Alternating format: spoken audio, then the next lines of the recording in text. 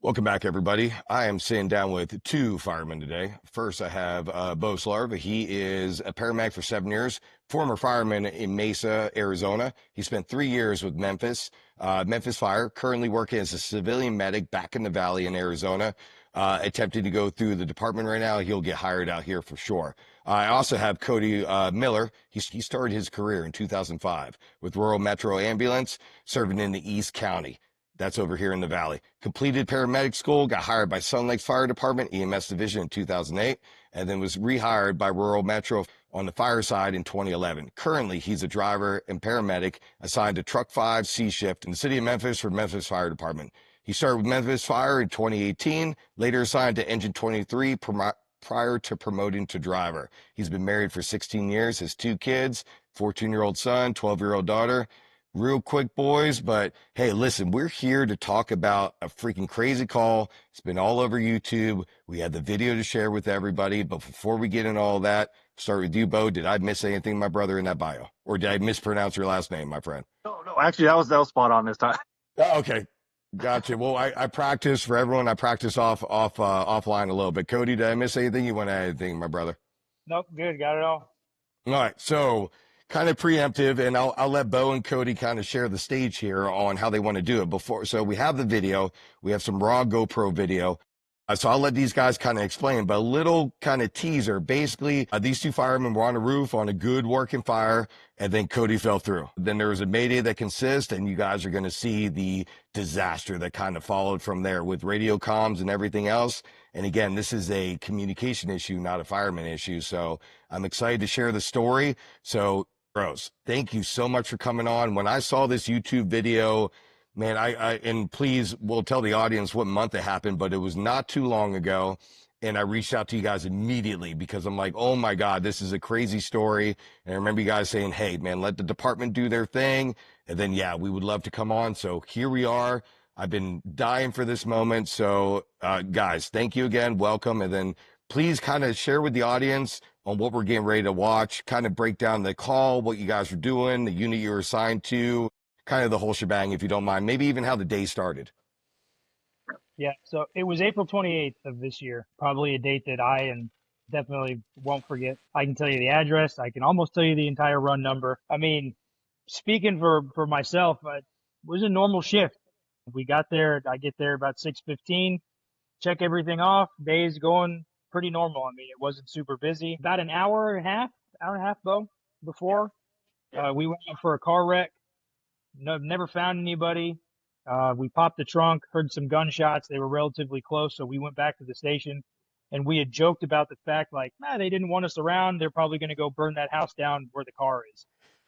When the address came in, it actually came in on that street. It turned out being one street south of where that was, but it was literally the same house, just one street over. So when we heard the address come in, we were like, holy shit, they actually burned this place down. And, that's just kind of how that whole thing started. But other than that, I don't recall it being a unusual or abnormal day up until that point. All right, so Bo, so you guys are, and please correct me if I'm wrong, are you guys backstep partners, or Cody, are you the engineer? Kind of break down your assignments on, because you're both assigned to the ladder truck that day. Is that a co-manned unit, or are you guys staffing that completely by itself? Yeah, so the truck is kind of broken up into two teams. You have an inside team and an outside team. Cody and I was his backseat. He was the driver. I was backseat fireman with him. And I mean, we split off. We take care of ventilation, securing utilities. Inside crew goes inside. They check for fire extension. And that's kind of how we break down the truck aspect. All right, so you guys, and a little teaser, right? This is a roof ops that Cody falls through the roof, and there's a Mayday that persists from there. So, in your system or the department that you guys worked in, and at the time, is that normal? Is it pretty much your bread and butter house fires? Are you rolling up, and is as a ladder company, or is your primary assignment going to the roof and doing a vertical ventilation, because that's kind of where you guys are at? And because you guys break up your team, is it only two guys on the roof, or is it sometimes the entire truck company? So standard operating procedure for us is we're cutting a hole till we're not. So if you don't want a hole cut, you better get on the radio pretty quick and tell us that you don't want one cut, because we're cutting, whether it needs it or it doesn't need it, we're getting up to cut. that changes a little bit based on, conditions, and, it's kind of up to me and the other outside guy, Bo, to kind of do a quick roof assessment. And if it's already blowing through the roof and self-ventilated, obviously we're not going to get up and cut that. But if it looks like a tenable roof, we're cutting. As far as 2 guys or 4 guys on the roof, standard house fire is, 3 pumpers, a truck, a rescue, a chief. So we're getting up, cutting a hole. It's just me and the outside guy on a bread and butter house fire. That changes as far as running assignments and stuff with apartments. So apartment fires get 2 trucks. The first truck still splits up inside outside, but when the second truck gets on scene, they take outside duties, and the 2 outside guys from the first truck then go inside and start pulling ceiling and doing all that. I All would right. say 90% of the time it's just 2 guys on the roof. Okay, so fair enough. So before we kind of get into everything, I'm going to play the first part of this video. So this is going to be for the guys that can't watch it. I'll try to dictate as best as I can. But basically from the get-go, and we'll talk about it afterwards, we're going to start with you guys transition on the roof and then into the incident, and then we'll kind of pause and then we'll go back from there. You sound good, boys? Yeah, absolutely. All right. So let me get this up and going for y'all. 14A, engine 14. I don't have a supply yet, half the tank. All right, so I'm just going to pause it right there. So we're hearing, I'm assuming, either the engine officer or command saying, hey, we don't have a supply. So do you guys have lines interior at this point? Just curious. Yes, yeah. So there's a line on the Bravo side of the house that's already being taken in. Okay, perfect. So boys are deploying lines. You guys, it looks like you throw probably a 14-foot ground ladder. Is this a single story or 2-story? Turned out to be a 2-story. The disposition on scene was a single-story wood frame. I think he said smoke, fire, and the Bravo. I vividly remember right before we climbed up the ladder, the chief coming around the front saying, hey, this is a 2-story house. He did not specify that it was what we call a camelback 2-story, which is kind of a long single story. And then on the back, they had built on a second-story addition. So the 2-story was only in the Charlie. I gotcha. All right, so the rear of the structure is where the 2-story is. We'll go ahead and play this. So right now, Cody and Bo are transitioning on the roof, and then we'll just kind of watch from here.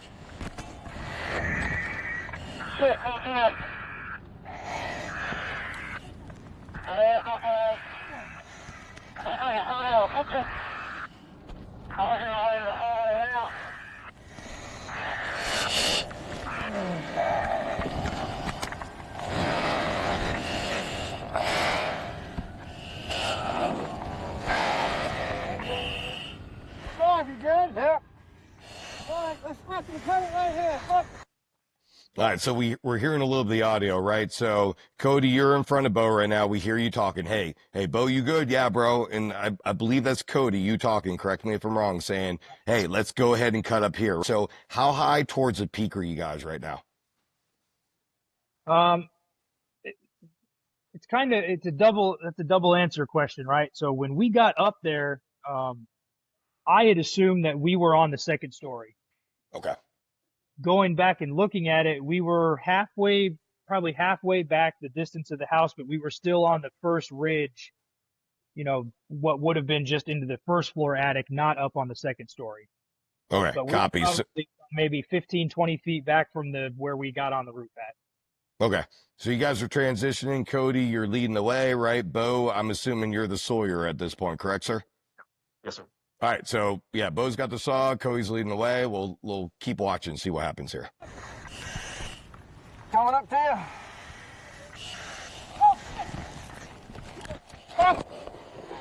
Gotcha. Oh. Oh. Mayday.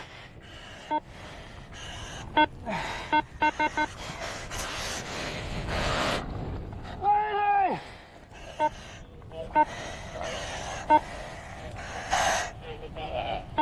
Mayday. All right, so I'm going to pause it real quick here.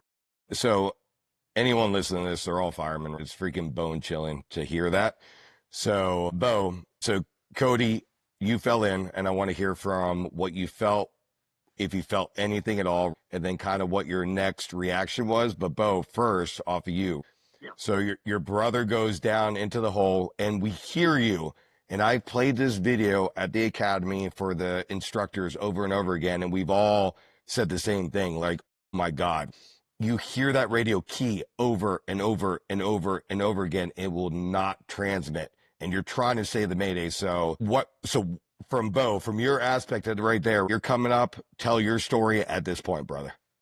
Yeah, so following him up, and I'll just kind of preface some of this, like the roof itself was a stereotypical roof out there. I mean, there wasn't anything, there was no soft spots, at the time, there was no concern of any structural collapse on it. So following him up, as soon as I heard him slip, I originally thought he had slipped, but you could quickly see the roof gave way. So my only thing was to toss tools down, try and jump down and catch him, which way harder than it should, or I guess than I expected, but was able to kind of grab him for a second.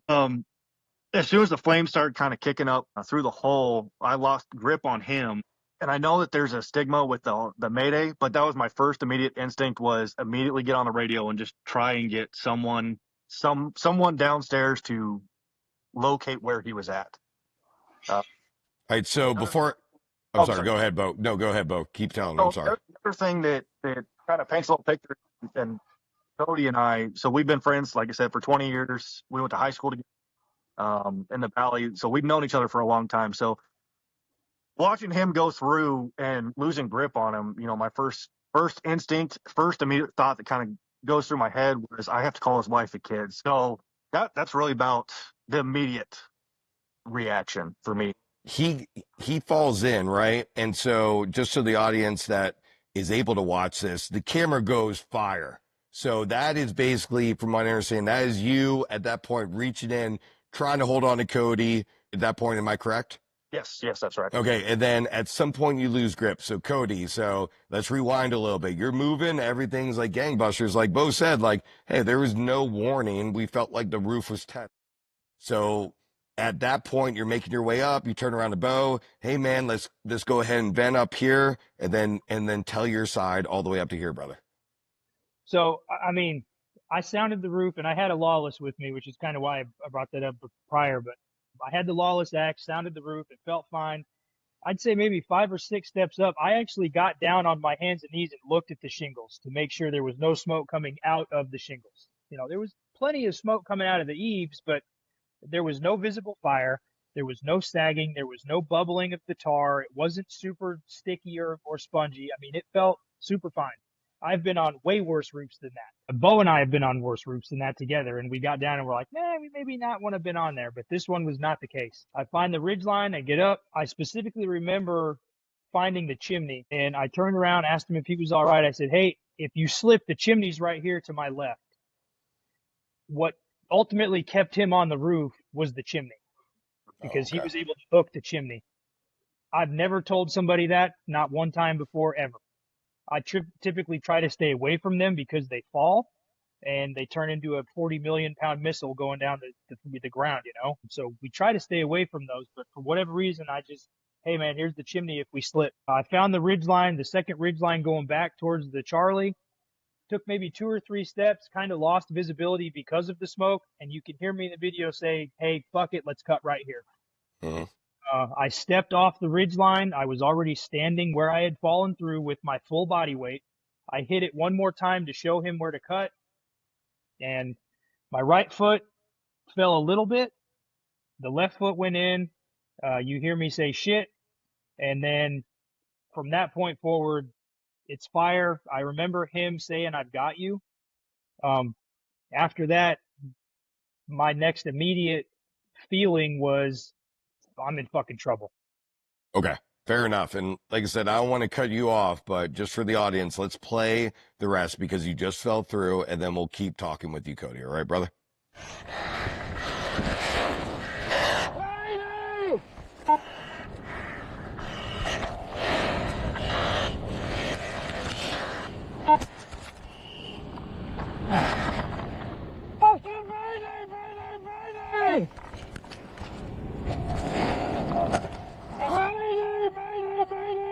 Firefighter inside!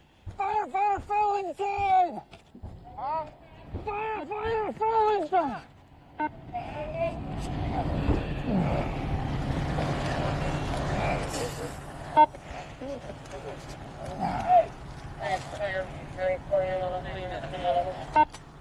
Hey, where's he at? He fell in second story on the attic, right here in the alpha. In the front of the barn behind. Front.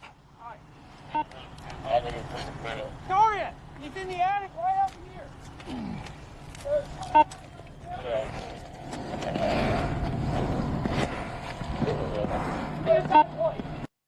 All right.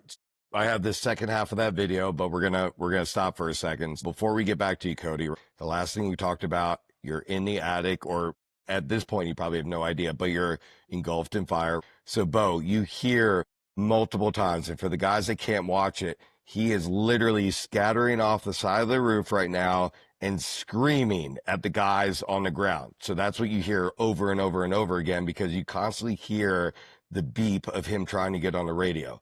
So you scream, it seems like forever, because watching it, it gives me chills going, oh my God. And so you finally get that information across and you're coming down. Before we get back to Cody, what in your brain, what was your plan at that point? You're going to get off the ladder. Where are you going at that point? To kind of go back, so my radio's not working. So I hear no radio traffic at all. And that'll play into effect later. But my immediate thing was to come down, and if you in the very beginning of the video, you hear the radio comm saying this is a 2-story house. Mm-hmm.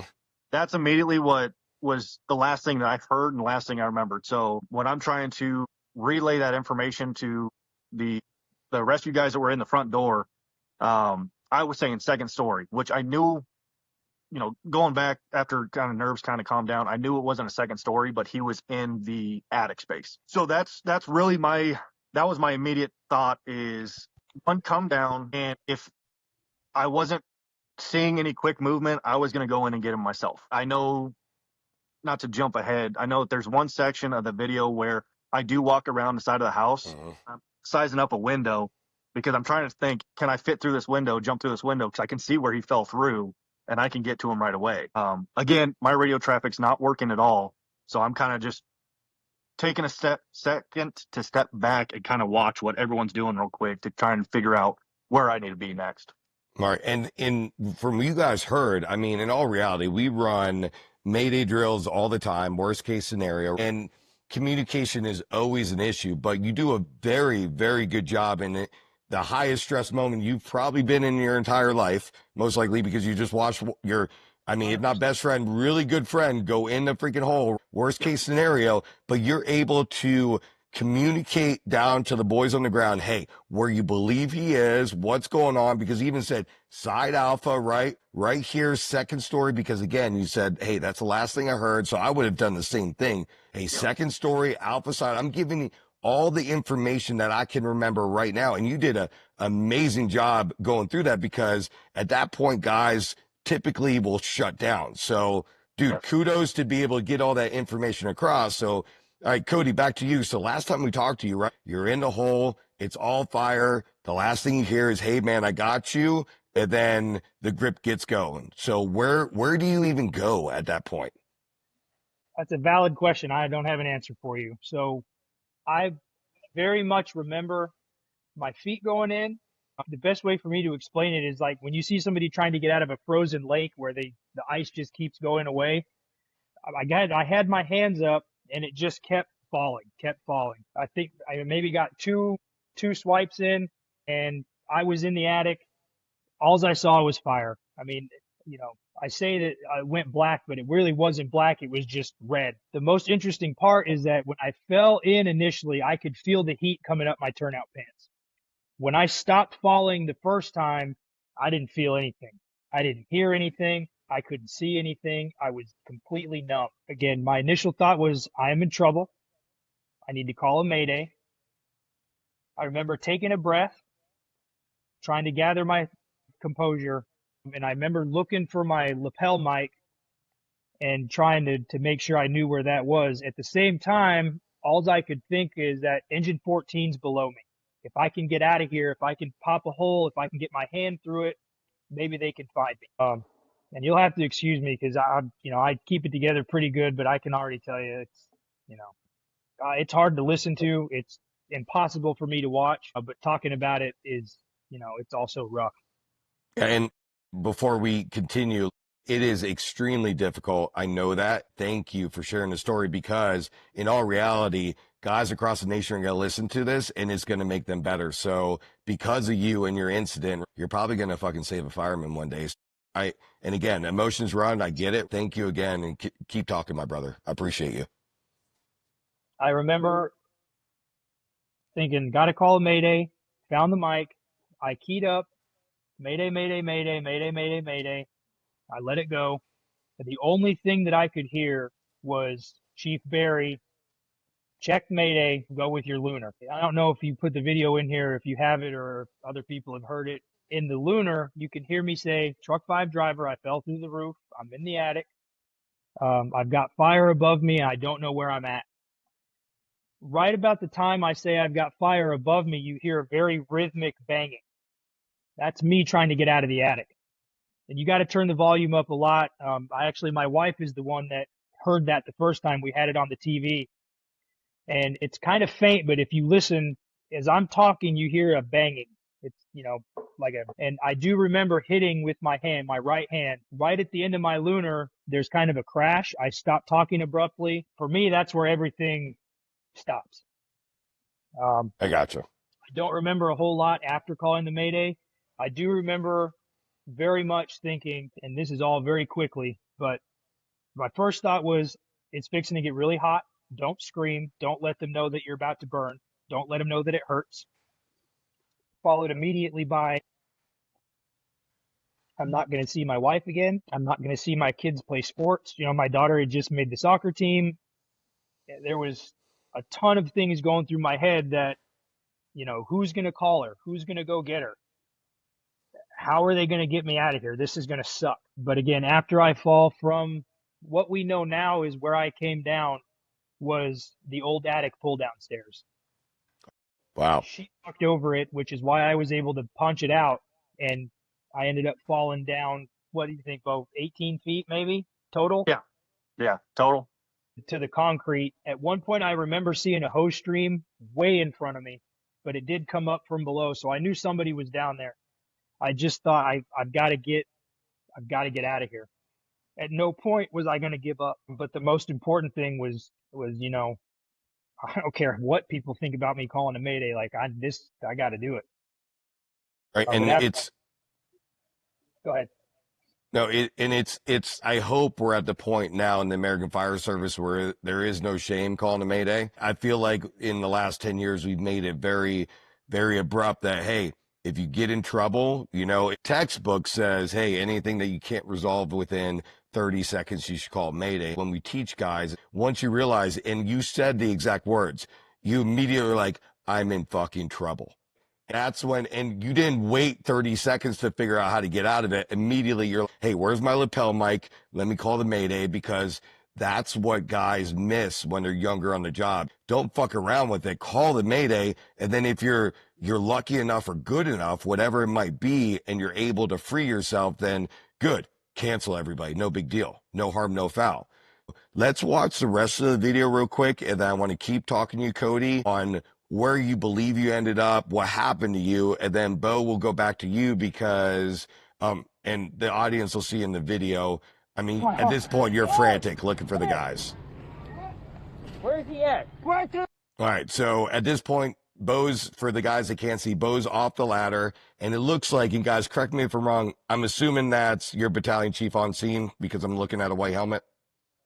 Yeah, that's Chief Henley. He's Battalion 3. On this incident, he was safety. Okay, copy. So you immediately run into battalion chief. He's asking you all the pertinent information, and then we'll let the video play, and then we'll be able to hear the communication from here. Where the fire's at? He's right in here, Mark. Somewhere. Second story. He's on the second story? Yeah, he should be, because we're right on top. Okay, you just say... Oh, fuck you. Where the fuck did he go? So I'll just pause it real quick. So now you're around the side of the house, correct? So you're looking at what? Probably the Delta side at this point, Bo? Right now, this is still the Alpha. Oh, it's still the Alpha side. All right. So you're looking for definitely a different means of egress to find out where the fuck Cody is. Is that correct? Yeah. All right. We'll keep playing it for the guys that can watch here.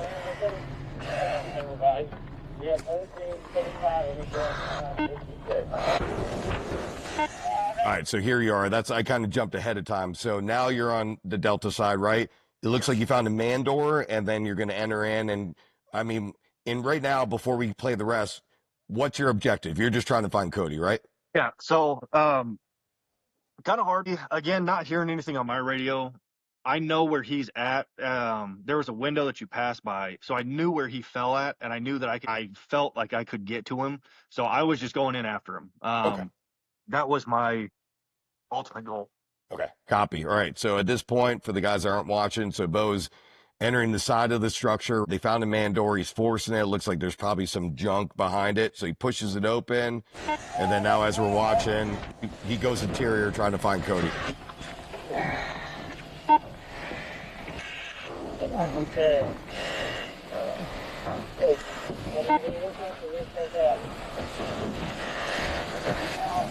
Hey, come here. All right, so I did a little editing. So you're interior for a while looking around. You exit the structure. You're coming back around to side out for the front of the house. And then who is a fireman that meets you right here that he's about to show you where Cody is? Who's that guy? Is he off to 14? No, so he's actually he was off Engine 8 that day. It's our sister company. In that house, it is Engine 8 and Truck 5. Copy. All right, so double house. So it's you guys live together. He already knows. Keep talking, Bo. Yeah. So, and one of the things that just kind of touch on also is, so when I went in that door, I immediately start looking at name tags on everyone's tails. What you can't pick up in the video is I could hear our lieutenant screaming that he has them. Okay. So he's saying, "Get out of my way. I'm bringing him out." But you can't pick it up on the video. So that's why I exited right away. And so he's coming. I'm assuming he's coming out the front door with them, right? Coming out the Bravo side. Oh, the Bravo side. Okay. That's it. Sir, Where are you? you all right? Okay, shit, fucking shit, man. Are you okay? I'm good. That's got to be, and I've never been in that situation. Thank God, knock on wood. I hope I'm never, but that must be, right, like from you first, that must be the best feeling in the world right now. So you got your brother, he's a fucking alive, he's hugging you, and it's a reunion. So talk to the audience right now what you're going through. It's kind of hard to put it into words. It was a dump of emotions for sure. There's a little pissed off, and there's something I do have to say though. Walking up to Cody immediately, he had this look like he was ready to freaking kill someone. And I'm like, dude, all right, I'm getting punched as soon as I walk up to him. I'm like, he looks like he was fired up and ready to go, like ready to just go back in and start kicking the fire's ass. So it was just a dump of emotion though. At the end of the day, I saw him up moving by himself, and I mean, hard to put that into words, but just grateful at that time. I got to. And again, I cannot imagine, and I hope I can never have those feelings. So, Cody, you're punching through. Last time we talked, you're making noise. You're trying to break through. What happens from there, brothers? I don't remember the second fall. At some point, I remember putting my hands to my face and checking my mask to make sure that it was still there. I had backed into a hallway, and in my recollection of it, I did not get this cleared up actually until the CISD 2 days later, day later, whenever it was. But in my brain, I was crawling and trying to still get out. I very vividly remember when I close my eyes at night, this is what I still see is a light. It was just picture the beam of a flashlight like on somebody's coattail or on their coat, and there's no silhouette, there's no doorway, there's no smoke, there's no fire, there's no ceiling, no floor, just this beam of light. I saw that light, and in my head I said, I'm going home.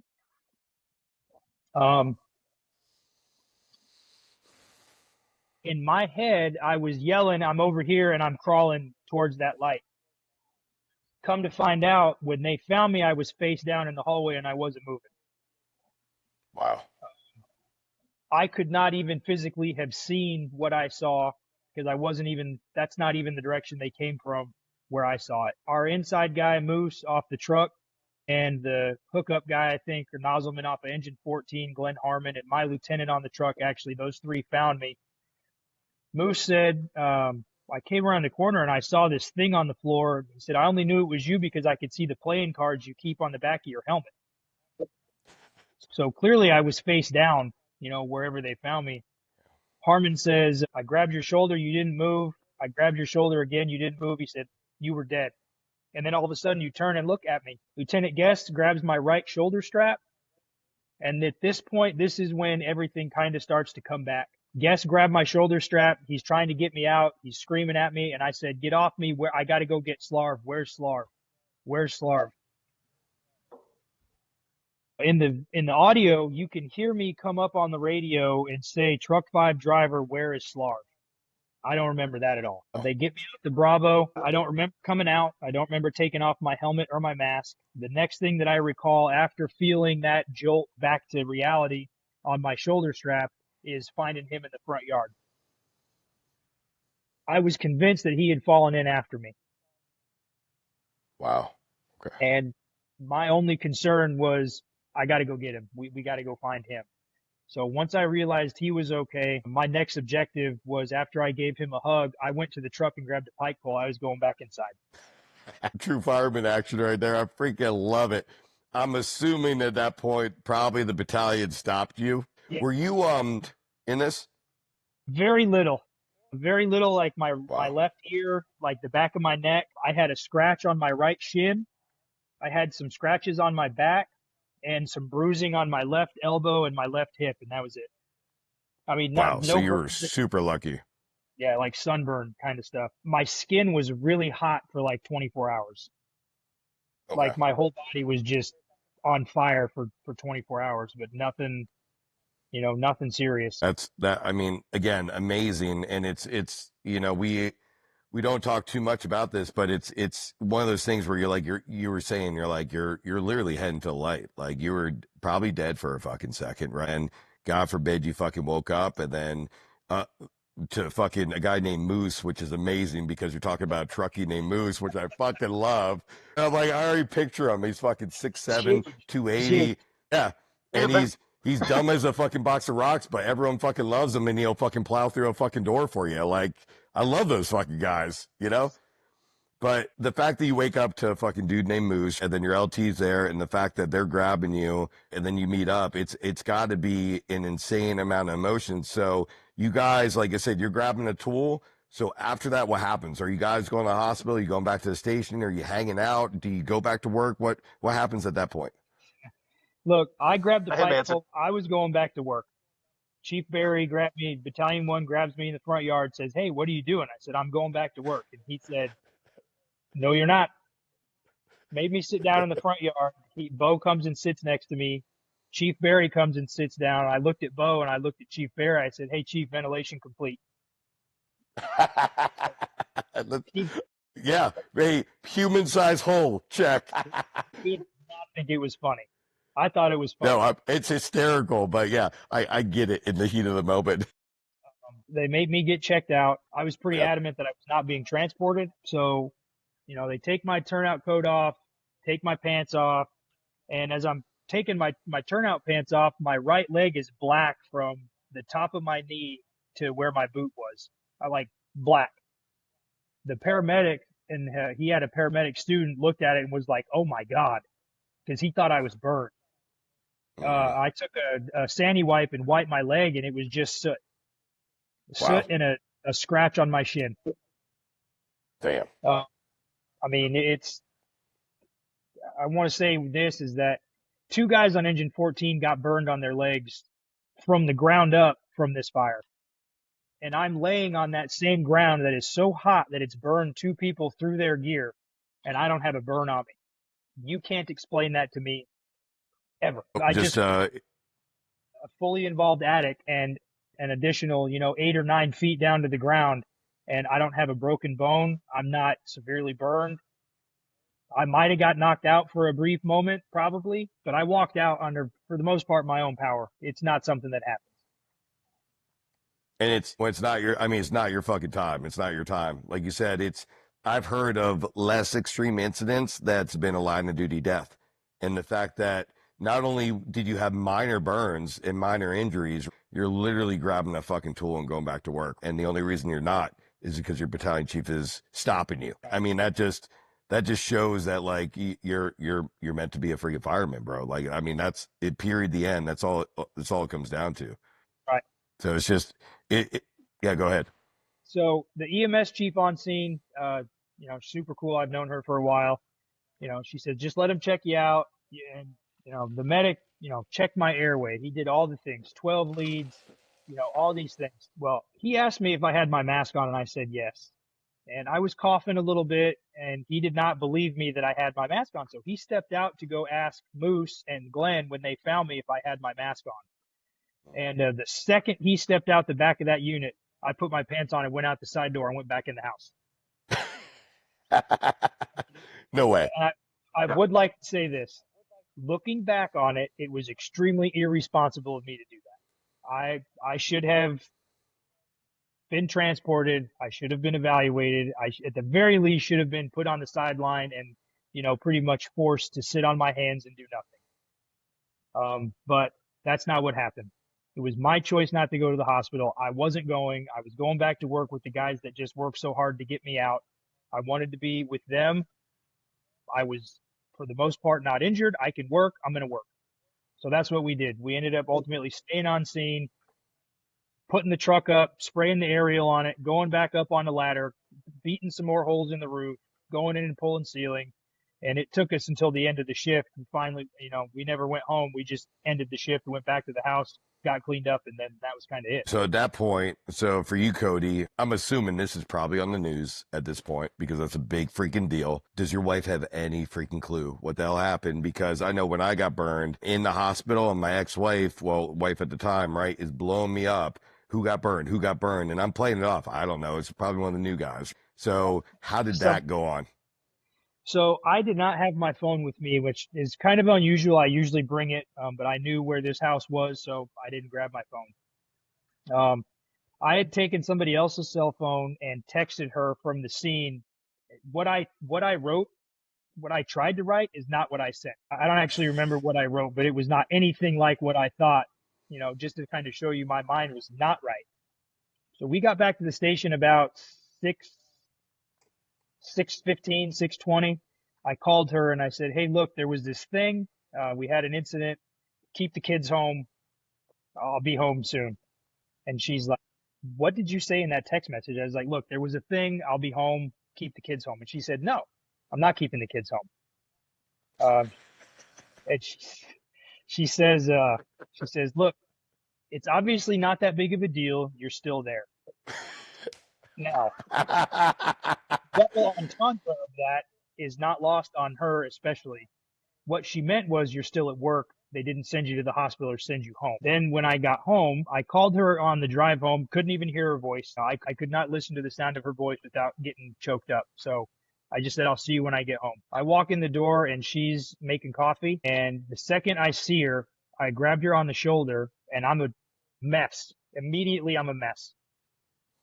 But I look back towards my left where the TV is, and wouldn't you know it, the news article is on, and it's me and Slarb sitting in the front yard and says, firefighter falls through attic on house fire. So that was, that's how she found out what happened. I'm a blubbering mess. I'm, squeezing the life out of her because I didn't think I was ever going to touch her again. I didn't think I was ever going to see her again, And she says, did you call a Mayday? I said, yeah. And that just,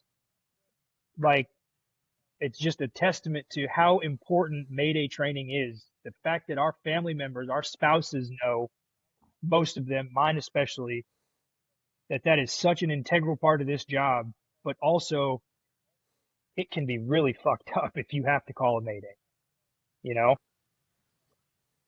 I was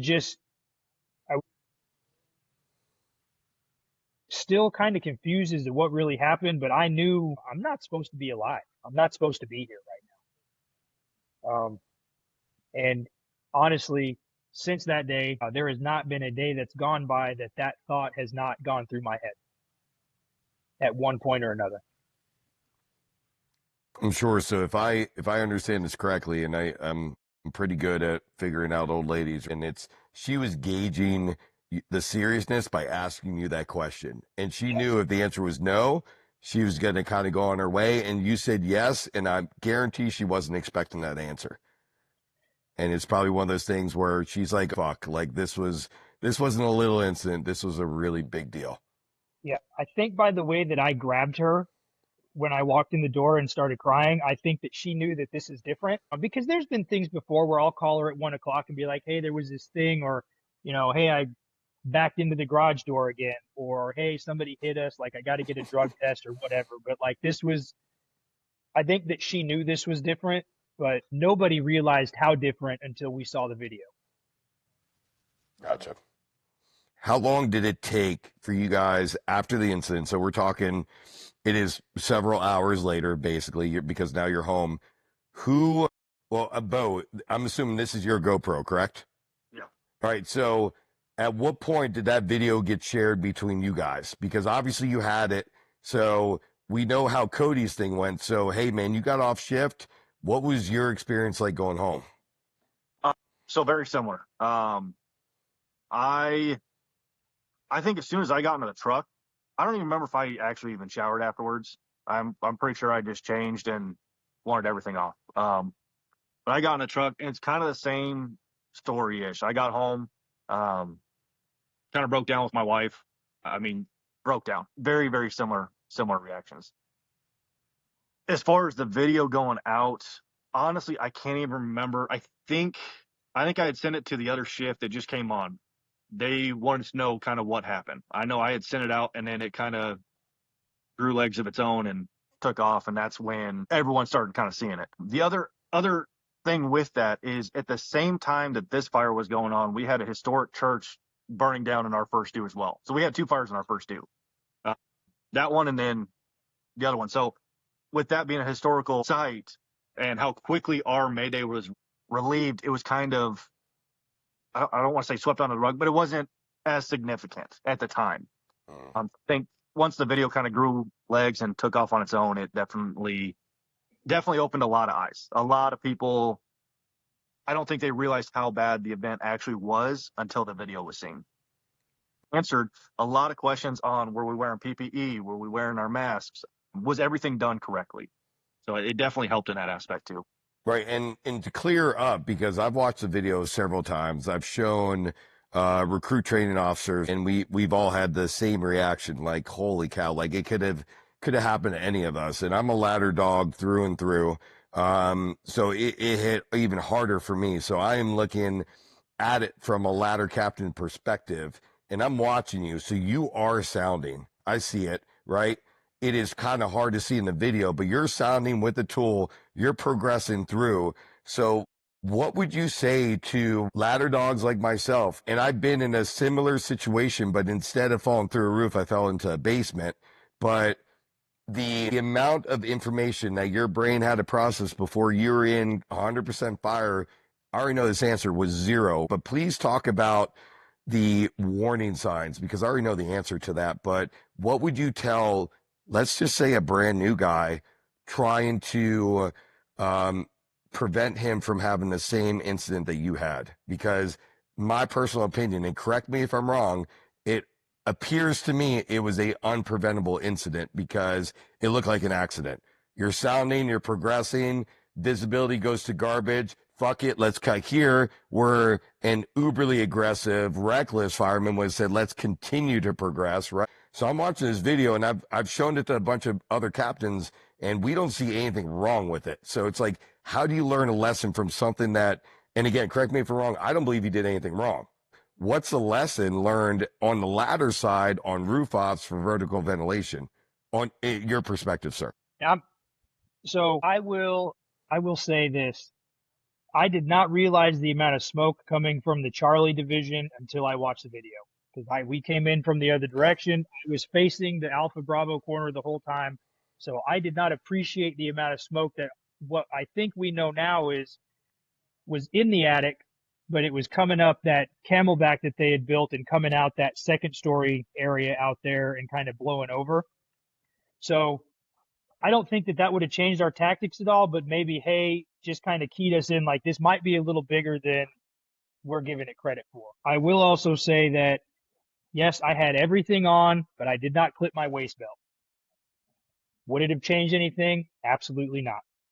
In fact, I personally think that me not having that waist belt connected kept me from breaking my leg or my hip, because something when I fell through the attic to the floor came up my back and swung me to the left to where I came down on my left side instead of coming down on my head or something else like that.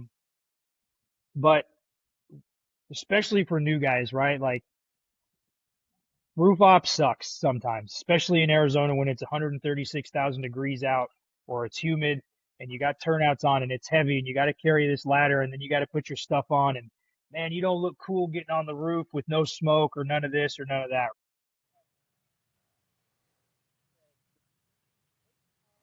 We're having a little technical difficulty there with, yeah, we lost him. That's okay, right? But Cody will come back on. So, Bo, while we have you, right? Yes. So Cody's talking. So you're the Sawyer, and again, you guys split your ladder crews 2 and 2. So you guys are the outside crew. That's why you're on the roof. Now, hindsight being 2020, which is perfect vision. So you're watching the video, you know what happened, you were there. It was worst case scenario. What would you have done differently with hindsight being beautiful, right? So we're trying to teach the guys coming up on red flags. Is that like a 360 issue? Just talking like your personal opinion.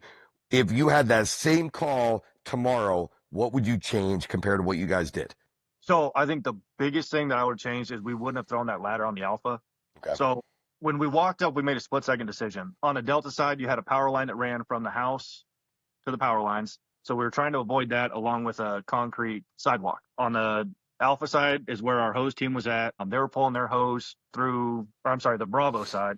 They're pulling their hose through the Bravo side. And that's why we chose not to throw a ladder right there. We didn't want the ladder to end up being in the way of the hose team, and we didn't want to deal with the power lines and the concrete on the other side. So we just made a quick split-second decision, kind of just throw that ladder on the Alpha. I think if anything, that's what I would have done differently. Is we probably would have gone farther down, probably the Delta side. I think it would have given us a little bit better of a view. But along that Bravo side, as soon as you got past the power lines, there was some open area to access right where that fire was at. And I think that's really the only thing that I would have done differently. Copy. And actually, I take that back. I don't think we would have traversed as far as we did, because we did a pretty good distance on that roof, and I would try to limit that from what we did. Where was obviously we know now, but tell the audience, where was the bulk of the fire actually? Because now you know how the whole call panned out. So where was actually the seat of that fire? Was it on the Charlie side? Where was it? It was in the Bravo. It was almost dead center of the house. So I know when the host team advanced through that Bravo side door, they were actually running into quite a few different issues. Like, it was so hot that it melted a fridge in half. Kind of sank the fridge right over. I mean, that was I can't remember if it was a 2 kitchen. I know the kitchen was pretty much what was on Get It at that point. Am I back on this? So You guys hear me? Yeah, we got you. Yeah, we got you back, Cody. And again, like I said, we'll kind of splice it out, but we lost you. So we were just talking to Bo right now we were continuing your conversation on what you would do, what he would have done differently, hindsight being 2020. So he was saying maybe the only other thing would maybe go around that Bravo side instead of the Alpha side, but go ahead and interject, Cody, because we interrupt with our connection lost. Yeah, sorry about that. I don't know what I don't know. But yeah, Bo, it was 2 kitchens, right? It initially was a duplex. They took out that middle wall. I don't know. It was kind of a weird situation, but just what I was saying was be comfortable working in the gear and be comfortable going against the grain and having senior guys tell you, oh, man, there's no smoke or there's no fire or this is stupid. Just get up there. You know, we don't need all that. The most important part of working on a roof is your gear. I mean, if you don't have that and something does happen, you're kind of screwed. But be comfortable reading the roof. You're looking for the sagging. You're looking for, like I said, the smoke coming out of the shingles bubbling or tar moving around, like, you know, understanding building construction and roof construction and, you know, legacy homes versus modern and what kind of roof you're getting on. all of those things are so important. And in the academy, especially, like when I was new, I was like, man, why do I need to know all this stuff? I don't. What do I care what a cock loft is or a soffit, or like, that doesn't matter to me. Give me hose. Let me just put water on it. I'm a fireman, No, this job is so in depth. And aside from working on the interstate in Memphis, and Bo can attest to this, aside from being on the Interstate 40, the most dangerous part of this job is being on the roof. So, I mean, you have to take it seriously. And if you're going to be on a truck and you're going to do truck work, when you're out training and it's hot out, or when you're out and you get the chance to cut with the saw or cut with an axe, like the axe never runs out of gas, and it'll always start. Be comfortable using that thing. Yeah. You don't. More importantly, have it with you too, Right. because guys will forget. They'll bring, hey, depending on your area, they'll bring 2 chainsaws, but who's got a flathead in their belt, or a pig, or a lawless, whatever the case might be, and like as a ladder captain myself, and I work on a heavy rescue also, I have a piglet on my hip 24/7, and it is a multifaceted tool. And again, it's just my preference, but what we try to drive home is it doesn't matter what your preference is, but have something and then have a really good idea how to use it in that worst case scenario. One quick question for you, Cody, just a fast 1-word answer, because I want to drive a point home. How much warning did you have prior to falling through that roof? 0. 0. So let's drive that home, because Cody just said it. Wear your fucking gear. That's a no-brainer. It's 2025. You don't look dumb. Wear your freaking gear, because, again, I fell into the basement, the same thing. And in my infancy in the fire service and being a snot-nosed kid full of testosterone, I'm thinking, I'm going to feel it. I could jump out of the way. We all, as type A alpha men, think that nothing's going to hurt us. But more importantly, when shit goes sideways, we're badass firemen. We're going to be able to mitigate that before we get into trouble. And I can attest to it. And I try to tell the kids the same deal. I didn't know I was falling until I hit the ground. And I'm sure, please correct me if you had a different experience. You probably didn't know anything until you were literally in a fireball. Correct, Cody? There was 0 warning. And what's funny is that these armchair quarterbacks see this video, and I know they're going to be out there and they're going to hear this and all the things, right? And that's great. And I'm not too proud to say, if you see something in that video that I did just flagrantly wrong, please tell me, and I'll, yep, you're right, I missed it. But not the case. It's not going to happen. It's been scrutinized by probably a bazillion people, and we all say the same thing. I was already standing where I fell through for probably 15 seconds before I fell in. So it's not as if it was just Swiss cheese ready to go. Maybe me hitting it that one last time to kind of make a little area for him to kind of understand where we wanted to start the hole. Maybe that's what did it. I don't know. But there was no warning. There was 0 sound until it was a jet engine coming out of that hole. And I was, who knows where I was. We don't say this enough. And this is, again, these are personal opinions of 3 firemen that are involved in the American Fire Service, period, the end, not affiliated with any department. But with that said, it is imperative to understand that I believe, very unpopular opinion, I hate the saying everyone goes home, because you guys, you can do everything right on a job and something can still happen. And it's no fault of the department, the guys, the tactics, whatever the case might be, because we all know when we arrive on scene, we are trying to do the best job for the information that we currently have, because we are trying to make decisions in seconds with a limited amount of information, and we've never been inside this house. And we're hoping that our building construction, like Cody talked about, we have enough knowledge because maybe we were in a medical in that area. But I love the fact that you said it too, and I want to reiterate that again. It used to be a duplex, and then they knocked out the wall in the middle. How the hell would you have known that prior? There's just things like that just, we're going to run across those things in this job that are going to be the unknown.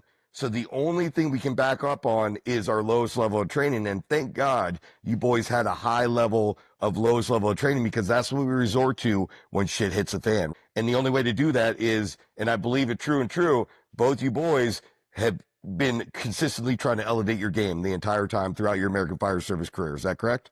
Yes. Absolutely. Right. Yeah. So yeah, Cody feels the same way. So it's again, be a student of the freaking game. If the reason why we're telling this story, it is not easy for these brothers to sit here, watch this video again, and recant this horrible experience in their life, right? You had a great outcome, thank fucking God. But we're sitting down because pay attention. This could save you, your brother, maybe your neighboring department's life one day. Just because, hey, what should we do today? You know, man, we haven't done Mayday training in a minute. Let's do that. Hey, let's make sure our radios are fucking tip-top shape. Let's do that. Hey, let's freaking make sure we check our packs out with our gloves on. Hey, every single time we step off the rig, are we completely geared up? Stupid basic things that we can work on every single time. And like you said it, you were wearing all your shit. You did all the right thing. And because of that, we're sitting here talking on a podcast months later where it could have been way freaking worse, or you're not even with us, you know? Right. And I mean, if I don't fall in that spot, regardless of whether I have my gear on or not, I don't survive that.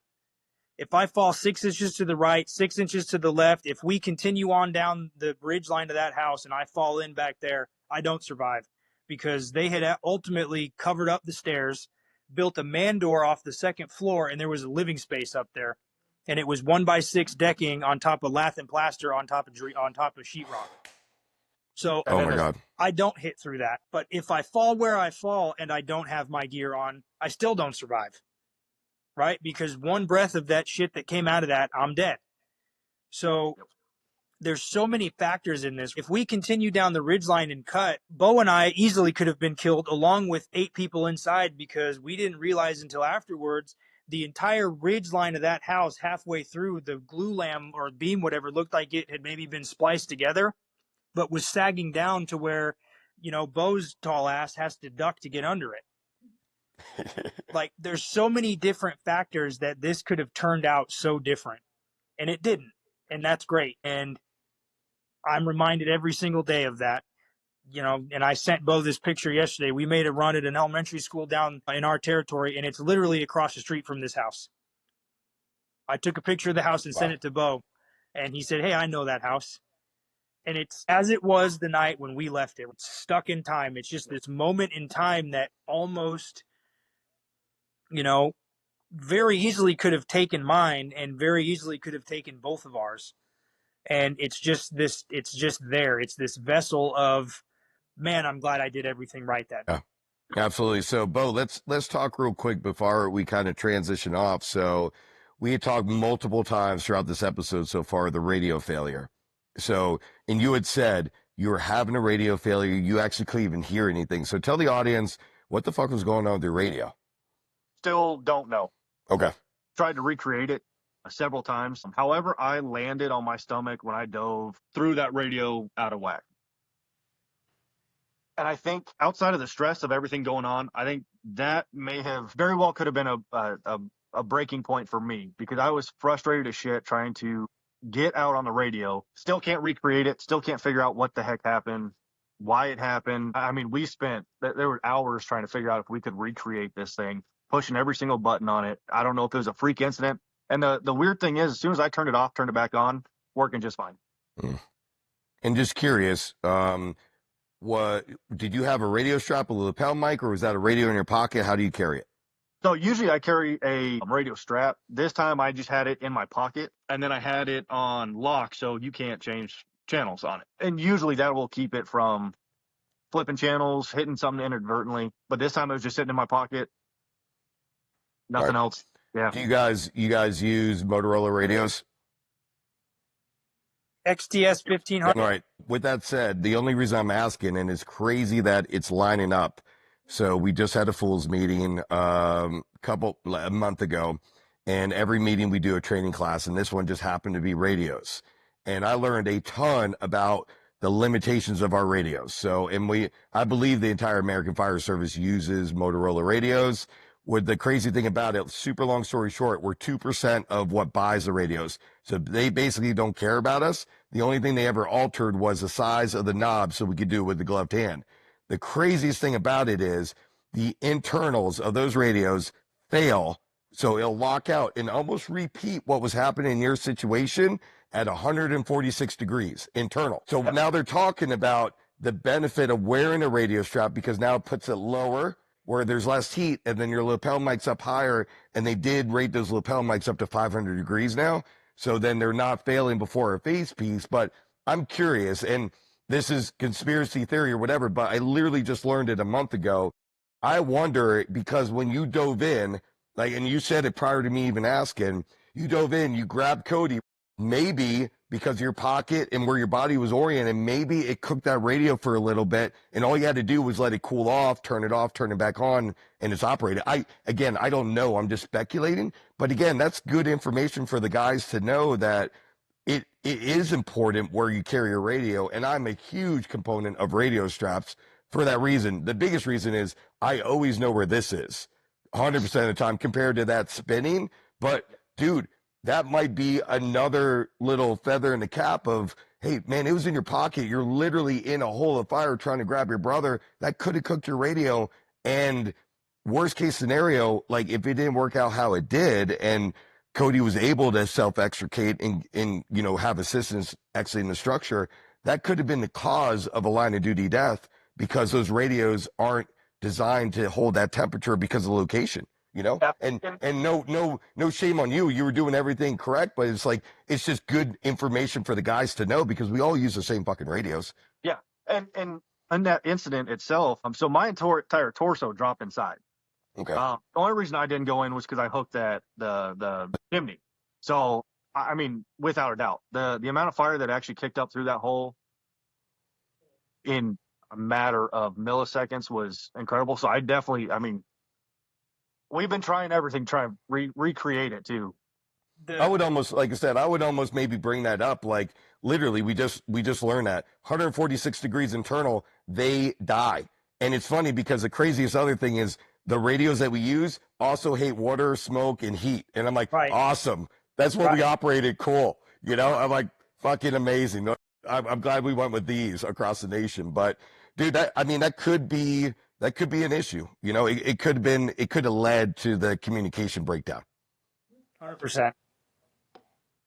So, all right. Well, before we transition off, because I want to talk a little bit of fireman shit that's not as doom and gloom, is there anything either of you guys want to leave the audience with? And actually, I'll let me ask a question. So please leave the audience, if you could leave the audience with something that you took away from that fire, and then anything else you want to add. And we'll start, Bo, we'll start with you, brother.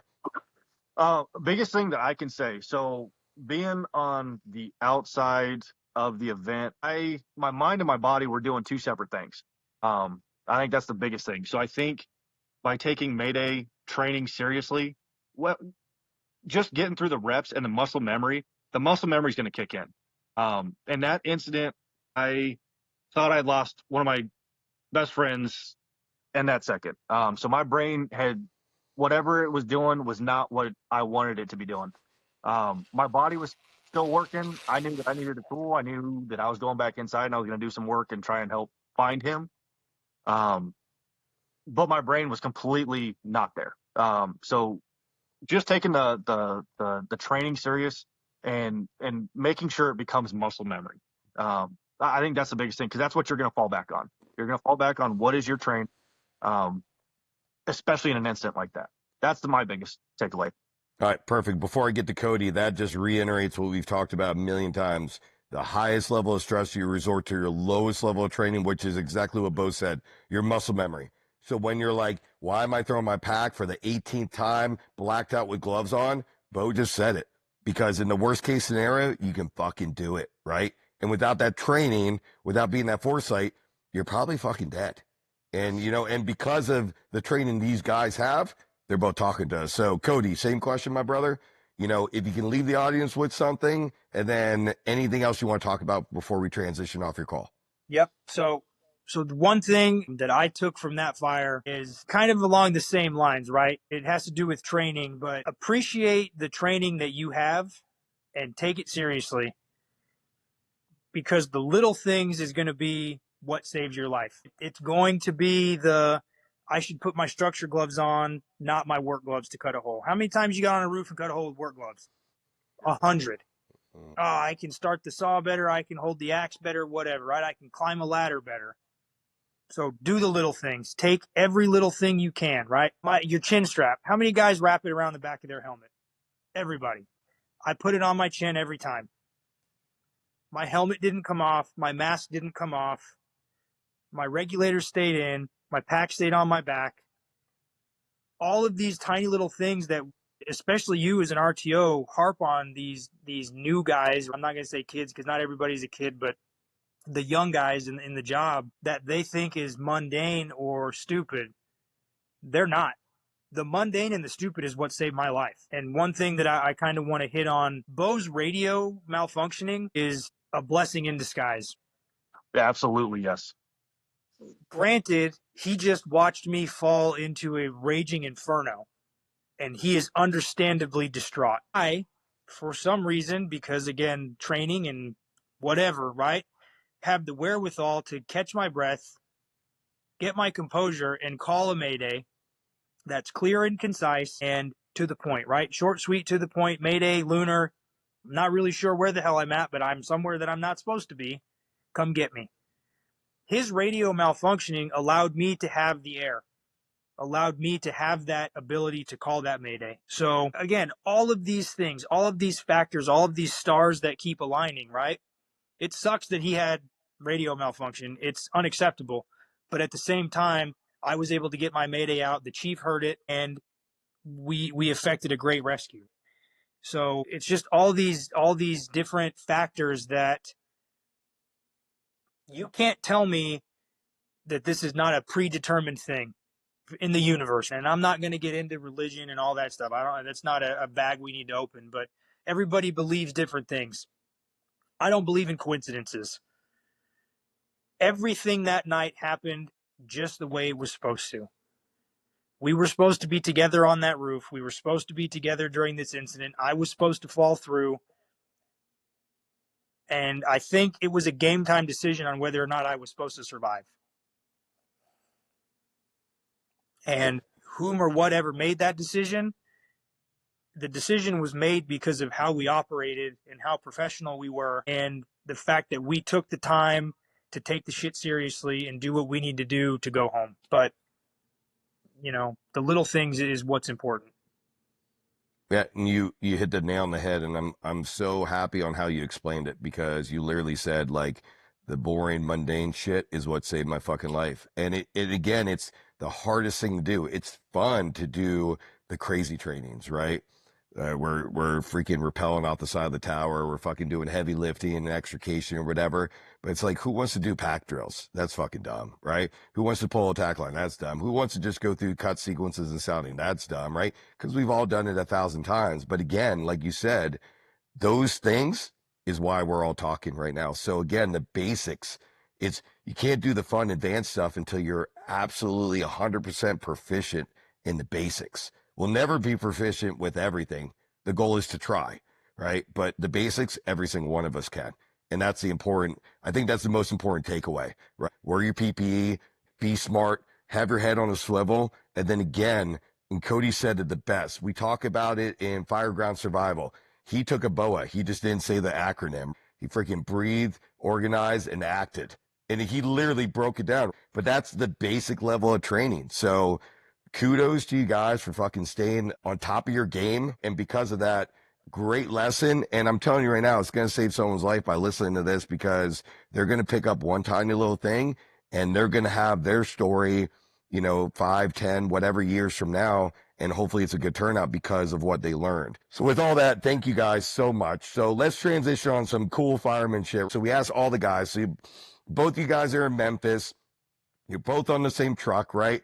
So let's tell the listeners that have no idea how your system works. So when that house fire, say the exact house fire you got kicked out for, what's your basic running assignment? How many engines, how many trucks, how many chiefs? And I'll let you guys kind of split the conversation. What does that sound like on the radio? Who's coming? Is it only your city? If you don't mind breaking down how you guys run. Is it IC1, SOPs? Break it down for us, brothers. All right. So we get a house fire in, whatever, right? So our territory is South Memphis, and we're in Battalion 1, but we're right on the border of Battalion 3. So run-of-the-mill running order for us is going to be Engine 8, Engine 14, Engine 20, Truck 5, Battalion 1, Rescue 2. And rescue is your rescue in your system an ambo, or is that like a heavy rescue It's or a a heavy. squad?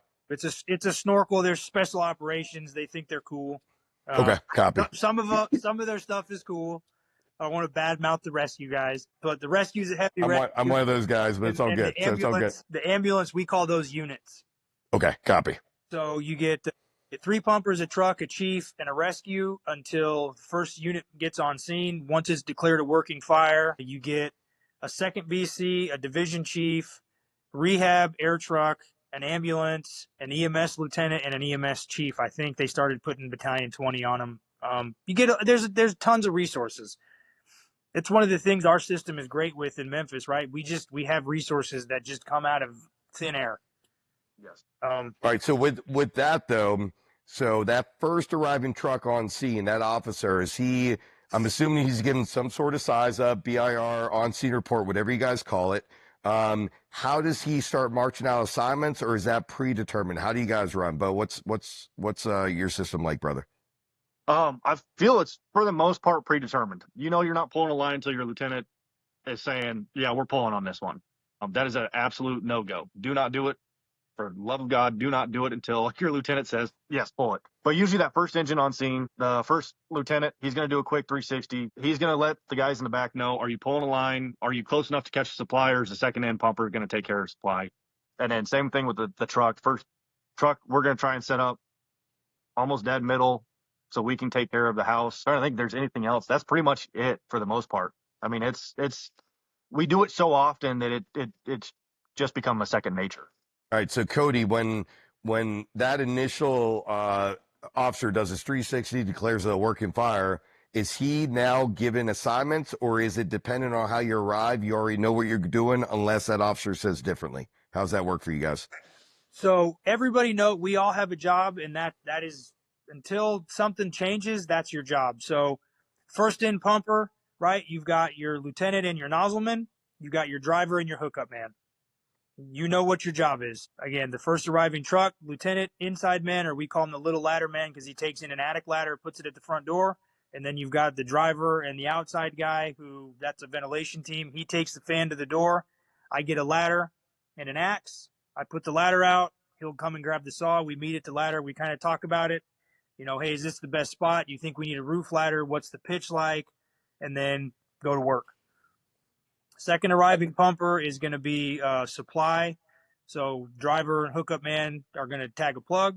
Lieutenant and the inside or the nozzleman are either going to take a second line if they need it, or they're just going to go in and do help with search. A third pumper is Rick, and so on and so forth. So like every job is predetermined unless we know we have a known rescue.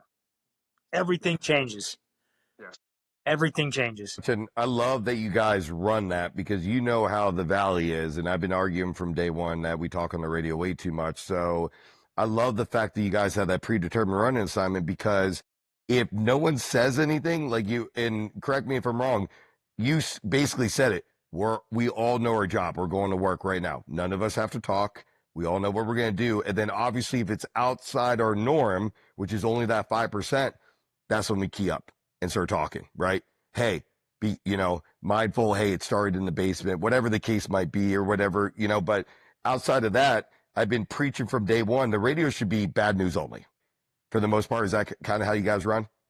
Yeah. Bad news or updated information. I love it.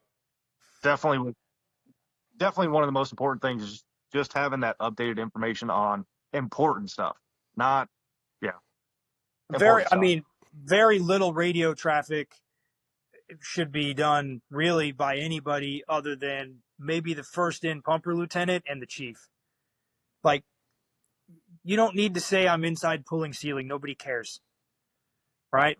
The key benchmarks, right? Ventilation complete, utilities, whatever, the important stuff. Hey, we got the seat of the fire, whatever, right? But, and obviously the tactical benchmarks, but nobody cares how hot it is unless it's overwhelmingly hot where it's, hey, we got to back out. I mean, hoarder situation, stuff like that, important stuff. But you hear all the time these guys just like talking. They're just like chattering, like they have their mic keyed up and they're pulling ceiling, and they're just breathing into the mic for no reason. Yeah, and again, that is an issue in a lot of departments because if they're talking that much, Cody, how do you get your Mayday across? You don't. Right. You know, and like you said, because of the system you work in, you were able to, take that BOA, recognize the fucking shit show you're in, and then you're able to transmit your Mayday with a good Lunar. And for the guys that aren't familiar with Lunar, right? Location, unit, name, assignment, resources. Correct me if you guys do that differently, but everyone said like now they're teaching who, what, where. And I love that too because it's super short. But the one thing, in my opinion, Lunar got correct is they put location first because in all reality, I don't give a fuck who you are, what you're assigned to. The most important thing is where do you think you are?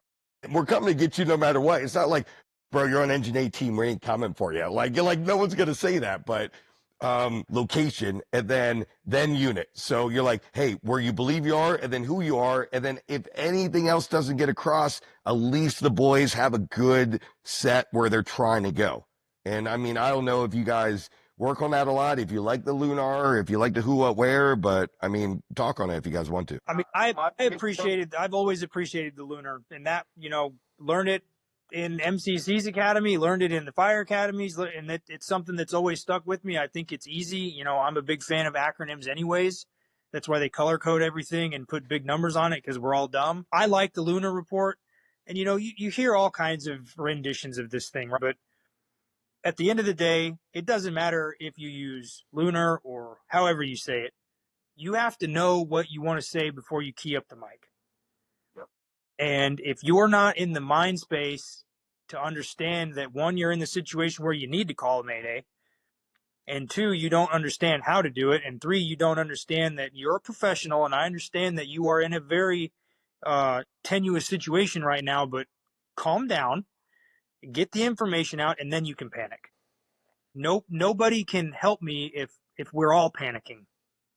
Stop screaming for just a second. And this is happening in my brain. Just don't scream for just a minute. Don't panic for just a minute. Keep it together for a minute longer. Get the Mayday out, get the Lunar out, and then we can freak out. And in that video, like we all listened to, and the guys that watch it were able to watch and listen. It is a frantic moment. You fall in, right, between both you guys. There's a little scream fest, like, groan in, pull in because you guys are working, right, trying to grab each other.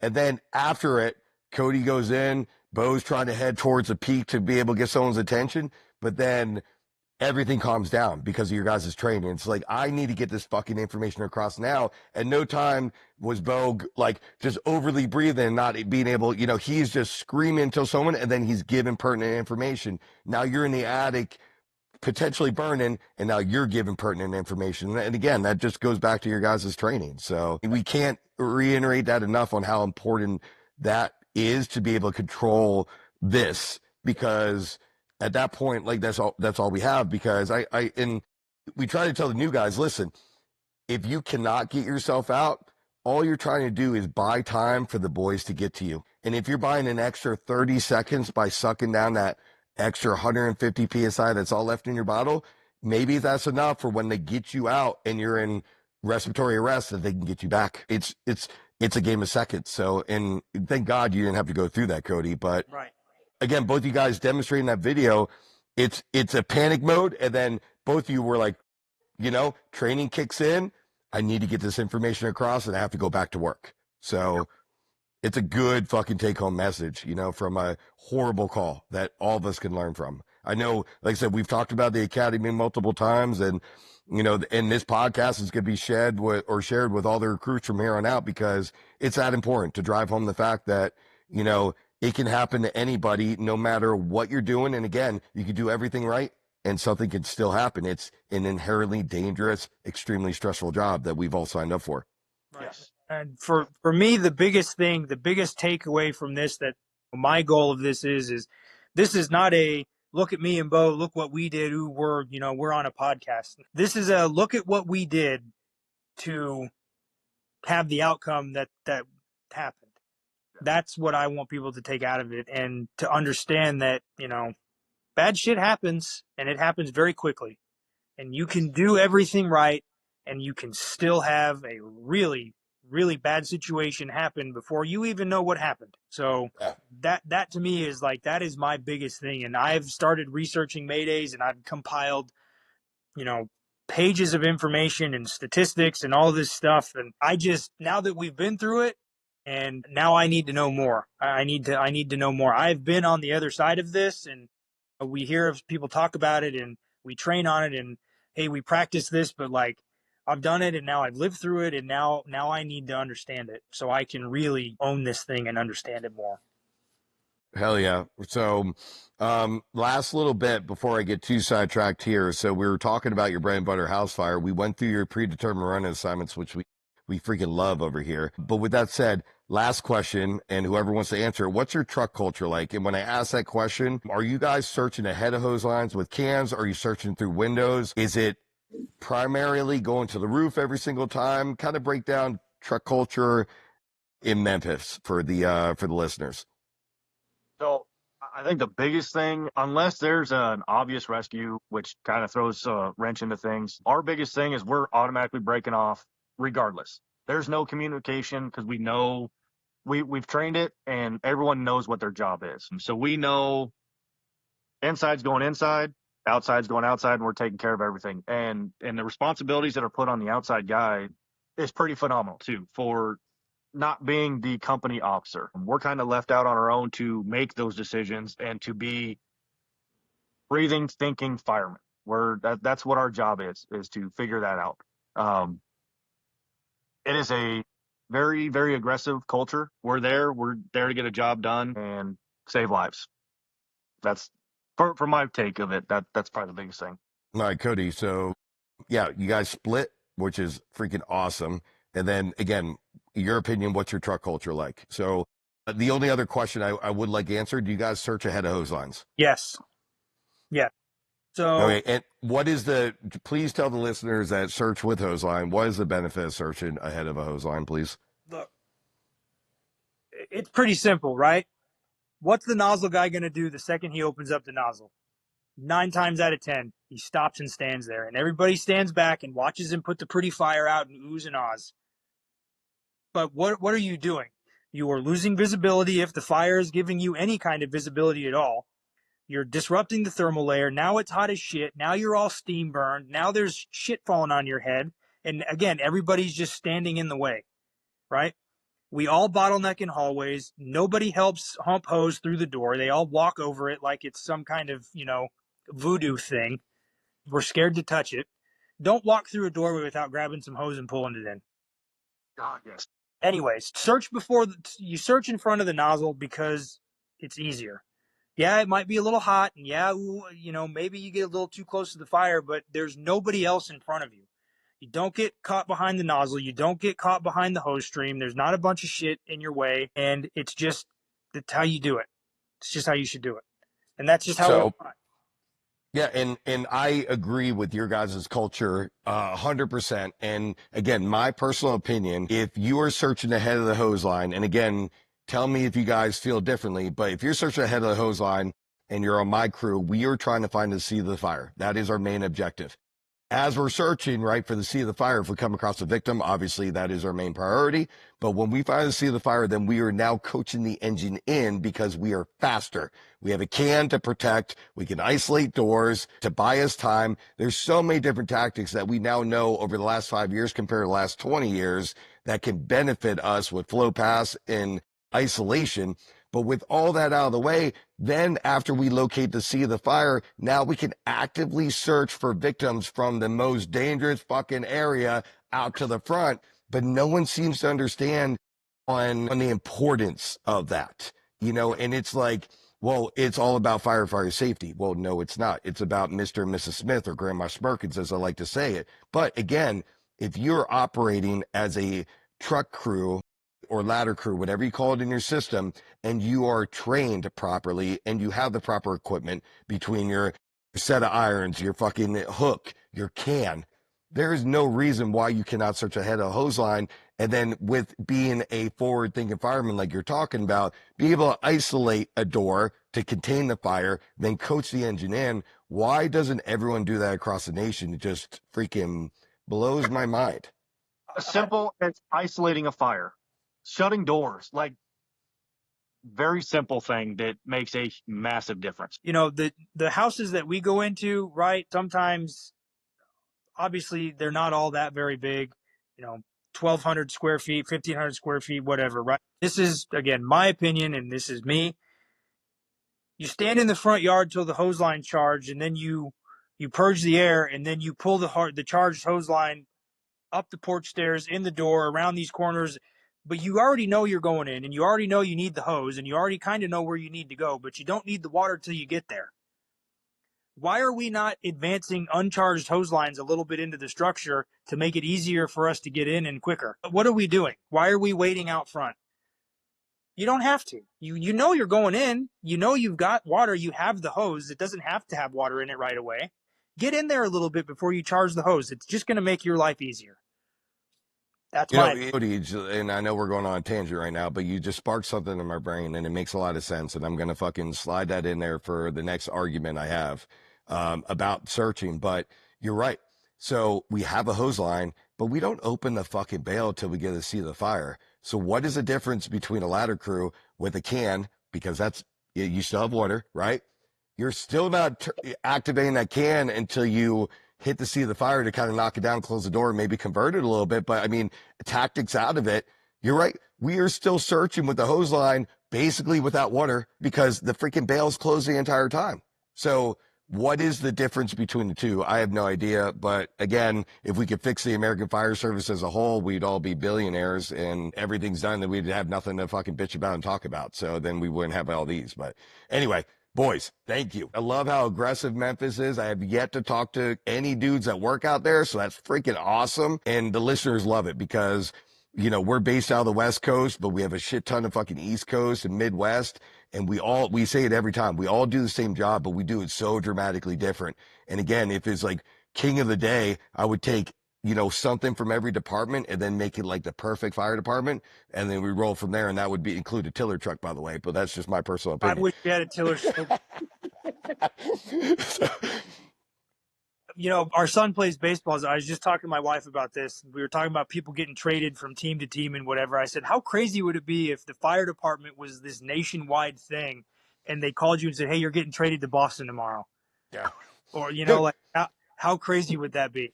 So I had a guy, and the guys listening to this, go back and listen to Connor Healy's podcast. It was in the very beginning, so it wasn't a video yet, but we had talked about, so Connor Healy runs our combine process, our hiring process, which is extremely successful, and we get great candidates from it. But we had talked, and I had asked a question. I said, hey, I use the military, for example. We're all snot-nosed kids, because I know as a snot-nosed kid coming up, right? I guarantee you guys were too. And if you say no, you're lying. But they're the guys that we recruit, and right, we make really good, aggressive, good firemen once we kind of get honed in. But could you imagine? All right, there's a training facility in New York City, right? Or New York State. There's one in, say, let's say Michigan, and one in California. Now, Steve Orsini gets hired in Arizona, so I go to California's academy because that's the closest, right? But all three academies, just like the military, teach identical shit. So in theory, you can insert Steve, Bo, or Cody, right? In New York, Detroit, fucking San Fran, wherever, Arkansas, wherever it is, we all fucking operate the same. And I asked that question and everyone's like, dude, that can't happen. There's too many egos. I'm like, what do you think the fucking military is? It's a bunch of fucking assholes coming in. We break them down, we beat them up, and then we conform them, and then we all function the same. I have no idea why we can't figure that out in the American Fire Service because, dude, like you said, it'd be great to be like, you know what? Like, hey, babe, like, you know, would you like to go to the East Coast for the tail end of my career? Yeah, that'd be great. And hey, I did 15 years in Cali. Now I'm going to do fucking 10 in Boston or whatever. That would be amazing. But unfortunately, we don't have that option. Shit, and what you would learn from each individual, each department, good. Yeah. Yeah, but I mean, like, we would all be trained at the same high rise as like New York City, the same wildland as California. Granted, the guys that work in New York are be a lot better at high rise than the guys in Cali, right? But we all at least have the same basic level so we can operate. And then, yeah, we need to get spun up. But yeah, take us 6 weeks, do like a bridge like we were kind of talking about before, get spun up. All right, bro, now you're on ladder 18 or fucking engine 18, whatever the case might be. That would be, yeah, I don't know. Maybe maybe in 100 Chief years from now. officers would have their feelings hurt because they got their badge taken. Yeah, unfortunately, you're 100% correct. I mean, So, look, there's, I'll take our area, right? You've got Memphis and all these other surrounding areas and whatnot, and then you guys share a border, all do the same thing and wear the same uniform and have the same trucks and have one person in charge. Well, which one of the seven is going to be the person in charge, right? Well, I want it. No, I want it. No, I want it. Right? It's just never the government and the monies and the I want to be dad. You're never going to have it. yeah. Way too So, many people that want to do this. yeah, pipe dream, maybe eventually guys like us without the egos can transition through. And then again, like I said, in 100 years, maybe, our grandkids are having a completely different conversation about this, going, why are we all doing the same fucking thing? This is dumb, and they're going to revert back. Chief Slayer had him on the episode, or I had him on the episode not too long ago. And like you said, like, you want to learn something new in the fire service, read an old book. He's like, because it's just this constant cycle. But anyway, guys, thank you so much. Let's get into, we have already been going for an hour and a half. So let's get into wrapping up. So we'll get into the questions of the season. So the why, right? We tell the kids the why when we're teaching them. This is a why for you guys. So we ask the why in the fire department, why we get hired. Like, why do you want to work for this department? Even after you're hired doing different jobs. So Bo, let's start with you. So why did you want to become a fireman one day? Was it something as a little kid? Did you come into later on in life? Just explain to the audience how you got involved in the American Fire Service, brother. So for me, my dad was a firefighter, so I knew it from a very, very, very young age. It might have taken me a little bit longer to get there. I had a few little obstacles throughout the way. Honestly, I knew it from the time that I was young. I mean, it started off with seeing the shiny lights and everything. To me, it was once I actually got on, the why became my crew. I think that's my biggest thing is I'm living with these guys. They're my family outside of my family and being there for them. So to me, the camaraderie and the relationships that I've built outside of the military, I don't think that there's very many professions that have that kind of camaraderie and family type environment. And for me, that's why I continue to do it and why I still like doing it. Dude, I love it. And a little thing on the military, like a lot of us are prior military. I was too, but it's funny. Like the majority of the guys that join the military do 4 to 6 to 8 years. Then the rest do a career.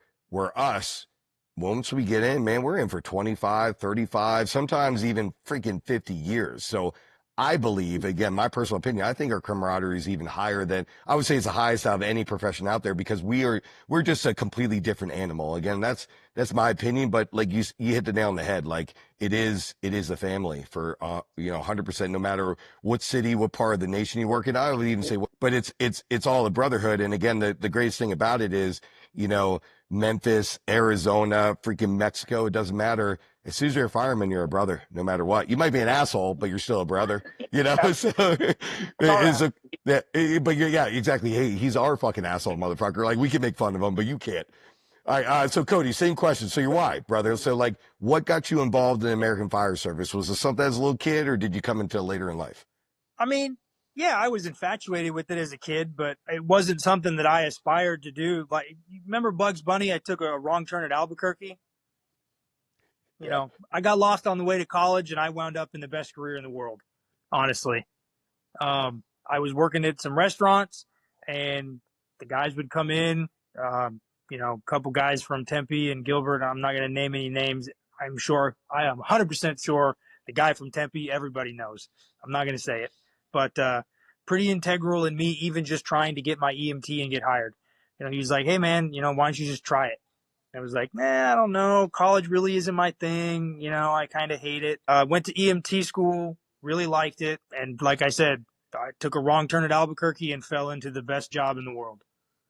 I love it. And it's funny because everyone we've had on, we've asked the same question. And it is literally, you guys hit the exact fucking percentage. Half you guys is like, man, since I was coming out of the womb, like our president of the Fools, Kevin Weiss, literally came out with a fucking Halligan in his hand. Like that's all he ever wanted to do. And then you got a guy like me that was like, I got out of the military. I'm like, fuck, what am I going to do with my life? I'm like, hey, a cop or a fireman, that'd be pretty cool. And it was just like, again, we had to work very hard to get where we are, but it wasn't something like we inspired from a little kid, but I feel like we're literally drawn down the middle. It's like we wanted to do it from day one, or it was like exactly you took a wrong turn and landed the best fucking job in the world. There's always the guy that's on the department though, or your crew or whatever, that you're like, what? Why are you here? Yeah. Like this, you don't fit here. This square peg does not fit in this round hole, and why are you here? They weed themselves out 9 times out of 10, or they wind up being the chief of the department. But still, it's like, why are you here? No, you're right. We do get those lone wolves every once in a while where you're like, oh crap. Like, why couldn't you have been a cop, bro? You know, like, but it's all good. So, all right, good. We know the why. So again, the whole reason why this podcast exists is to support the Fools. The Fools, we're here trying to support traditions. You guys are from Arizona originally, so we are trying desperately to maintain the traditions we have, and more importantly, bring back some of the ones that have been lost along the way. So talk about traditions. So Bo, we'll start with you, brother. So what's your favorite American Fire Service tradition? Doesn't have to be your department, doesn't have to be in the area, but just in general, but more importantly, why? Why do you love it so much? So 6 months ago, it probably would have been a different tradition. Right now, by far my favorite, I guess I'd say, is the kitchen table. Yeah, they used to say, that solves all the world's problems. We deal with a lot of horrible fucking calls, absolutely horrible calls. This incident included. I had actually reached out for some therapy and just talking to someone outside of the fire service, and I was told that I was lying about a lot of the stuff that I was saying. And I'm like, okay. I go back to work, and being able to talk with Cody, talk with our crews, talk with the people that were involved in that incident mentally helped me out down the road. It is an invaluable piece. I think that makes a close crew. It takes care of several different factors. It's going to continue to build that crew camaraderie. It's going to make everyone closer and make sure that everyone wants to be there for the right reasons. It serves a lot of factors. So for me, it's always going to be the kitchen table. Hands down, that's my favorite.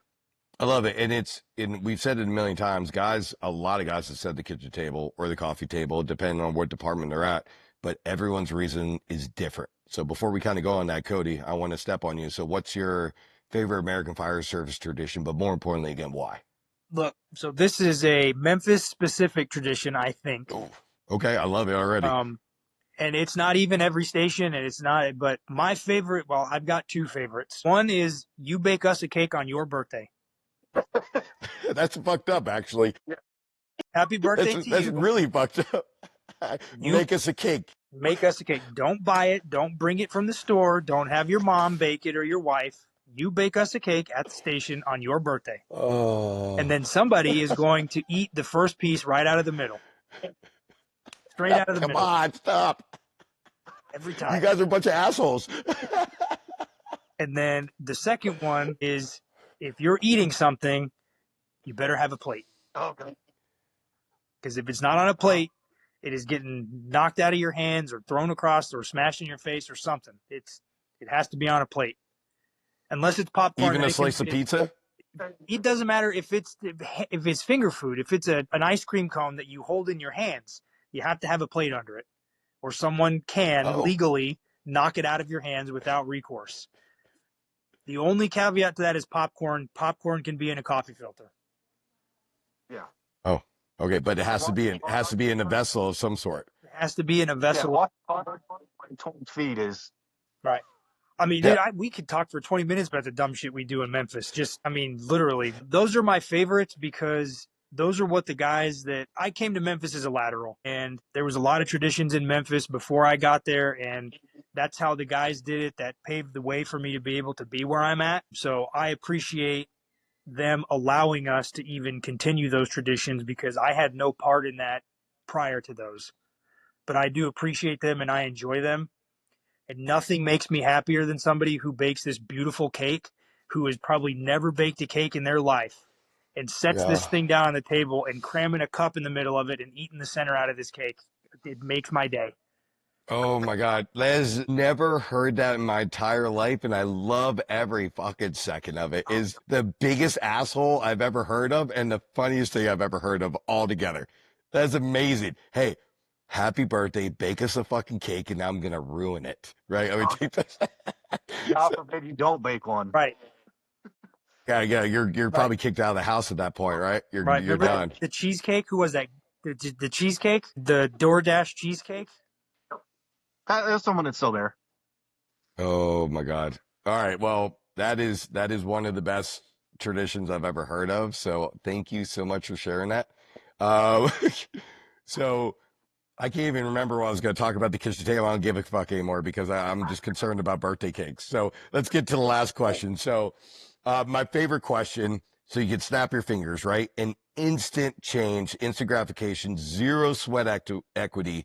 You change something in the American Fire Service. That could be in Memphis. That could just be across the nation. What would it be? But more importantly, why are you changing? So that's adding, deleting, whatever it is. So Bo, again, we'll start with you, my brother. So what would that be? But more importantly, why? Without a question, automatic aid.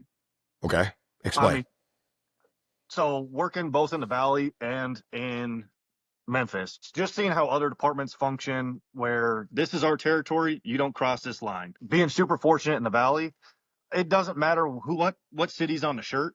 You're showing up for the people that you're hired to protect and to help.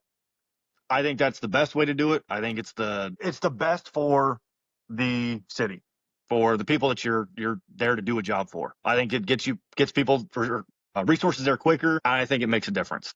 To me, that's I mean, that's by far one of my favorite things about the Valley, and my why for sure. It's funny because I started my career back east and it is mutual aid. It is now changed where I've had a couple battalion chiefs on from back east and they call it a mutual auto aid, which is kind of like a hybrid system. But super long story short, the way that 911 works in the Valley with an automatic aid that Brunacini had set up is what the general public believes that 911 works across America. And Yes. we know, being in the fire service, that's not the case because I was assigned to Brooklyn Park's ladder for a while, which was right on a city line. And we would watch a house burn to the ground because they didn't invite us to come. And that's just the rules. Like, you don't go till they invite you to come. And God forbid, if you were the officer that invited another city or a county, oh, you sucked, bro. Like that was the culture at that time. So again, dude, I agree with you. I wish across the nation it was like that. So, dude, great answer. So, Cody, dude, same question. Whatever you want. Snap your fingers. It's changed. What would it be? But again, more importantly, why? Why would you do it? I'd get rid of the egos. Ooh, okay, explain.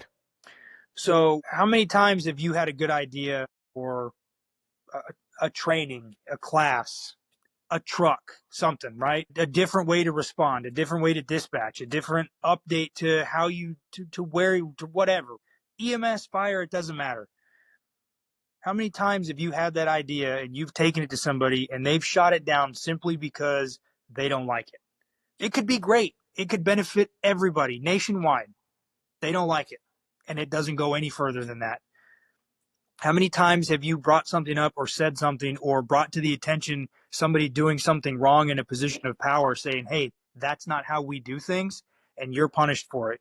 You're retaliated against, you're looked differently upon, you're moved, you're transferred, you're fired. That's all ego. Get rid of it, especially if you're in a position of power. And especially if you ask me for my opinion. If you open the door and I say something that you don't like, that's not my fault. That's your fault. That's your ego. If you can't handle me telling you as a training officer, and this is strictly, figuratively speaking, I am not attacking anybody or whatever, but if I tell you as a training officer, hey man, I don't really like the way you teach this, it's not, or whatever, right? Or I didn't think that class was beneficial, and you get offended and then, you take it out on whoever, that's ego. Just get rid of it. We're all here to do the same thing, man. We can sit around the kitchen table and yuck it up and have so much fun, but then the second somebody questions one thing, your feelings get hurt and now you got to burn the world down. Look, man, we're all just trying to make this job better. And if we can work together and we can set the egos aside and listen to everybody else's opinion, there's a million ways to skin a cat. You don't always have the best ideas. I don't always have the best ideas. I can also look at myself and say that, Yeah, and I agree with you. I'm a hugely component of we should eliminate nothing from tactics, let's just say that way, and just consistently load our brains with more slideshows, and then empower the guys that arrive on scene at that location to make the decision that they feel is appropriate. At no time did I say my way is better than your way. I'm telling you, you could use whatever way you choose, but I would love to empower you to give you 20 different options. But again, we say at the end of every single episode, right? If you take your ego, right, and your pride of it, imagine what we could accomplish in the American Fire Service. And we kind of touched on it when we were talking about the perfect American Fire Service with, 3 different training facilities. And like you said, Cody, it would never matter or it would never happen because of this, the pounding. And that's a prime example of the worst case of ego. Like, well, I'm in charge. It doesn't matter who's in charge or whose idea it is. It's also okay to disagree, and we don't have to hate each other. We can disagree, and I can still look at your idea and say, I don't agree with you, Cody, but that's a pretty fucking good idea. I might try it. Right. But there's no reason to dog on you. Right. I hate it, but I'm going to try it. Yeah. But I hate And it. guess what? It doesn't work for me. Okay, well, I'm going to go back to my old way, but I'm not going to dog you because you are so efficient and proficient in your way. I'm not going to say don't do that. Who fucking cares? Did you get the same job done? Yeah, you got it done officially your way. I got it done officially my way, but we still got the same job done. So why do we have to, I love that answer. Why do we have to butt heads on it? Again, ego. I wish we didn't have it, but I don't know if that's ever going to go away because of the guys that we recruit, because the job that we do, we're all type A personalities, just how it is. But I do see that transition in the American Fire Service happening over the last couple of years where guys are, I would say, more open to learning new things with all the research and the science. So I don't know. Hopefully it transitions in the right way. But again, guys, thank you. So, hey, we're coming to the tail end. We're about 2 hours in. What a freaking great episode. Great story. And like I said, I'm going to edit this out, get it out after the next one drops. But is there anything you guys want to leave the audience with your call, with what we were talking about, anything else before we sign off? Bo, I'll start with you, brother. Really just hammering back on, man, focus on some of the training, even the mundane, the shit you do every single day. Just take it serious. Build that muscle memory, because when shit hits the fan, your brain's not going to be functioning. It's just going to be muscle memory at that point. I mean, that's honestly the biggest takeaway that I still have. My biggest thing. Gotcha. Cody, same question, brother. Just anything you want to leave with? Yeah, one, obviously saying thanks for having me and giving us the opportunity to tell the story. I think it's an important story to be told. Nobody wants to be RIT, right? Except the guys who want to be RIT and they're never ready, right? The guys that want to be RIT are really outstanding guys because they're fucking outstanding in the yard. Yeah, I see. But RIT is probably one of the most important jobs on the fire ground, man. So if you're RIT, bitch and piss and moan, but do it right. Complain with your gear on and complain with your gloves on and be ready to go get the guy that falls through the roof or gets off the hose, whatever. Like, be upset about it, but also take it seriously, because it will happen. Maybe not to all of us, but to somebody listening to this podcast, somebody will be on RIT and they'll be complaining, and somebody's going to walk by like a dick and tap them on the head and say, hey, we're going in to do whatever, right? Have fun standing in the yard. And the next thing you know, there's going to be a Mayday and they're going to be the guy. Be ready to be the guy. Hate it, but be ready to be the guy. Yeah, exactly. Now, that's a perfect way to segue out. Rick, we could talk about Rick for a freaking couple hours, because I'm a firm believer on how important that is. And we should dedicate units on guys that actually are hard chargers and want to do a good job, and put those guys in those positions, and not those maybe subpar engine or ladder companies, probably engine companies that, like you said, the yard, I call them yard gnomes, right? They're really good at standing with a tool and looking good in the front yard. But I love what you said, outstanding, right? Because they're standing outside. Is that Yeah, what you they're said, outstanding in the yard. Yeah, I'm stealing that one. I love it. I'll give you credit, though. I promise, brother. So it's good. All right. Well, again, thank you, boys, for sharing your story. I know it's not easy, right? But you hit the nail on the head, Cody. It's very important. And if we don't learn from our mistakes, we're going to repeat them, and shame on us. So shame on us if we repeat the same mistakes that Cody and Bo went through, because you have an opportunity to learn from them. Let's make our own mistakes, teach the next guy coming up, and then just make the fucking American Fire Service better. So with all that said, thank you, guys. Thanks, everyone, for listening, and we'll catch you in another 2 weeks. Have a good one. Thanks for listening. We'll be back in another 2 weeks. Remember to like, share, review if you can. Helps drive traffic to our podcast. Remember, let's leave our ego out of the fire service. It's amazing what we can accomplish when no one's looking for credit. Much love. Let's stop beating our own and become better firemen. Catch you next time.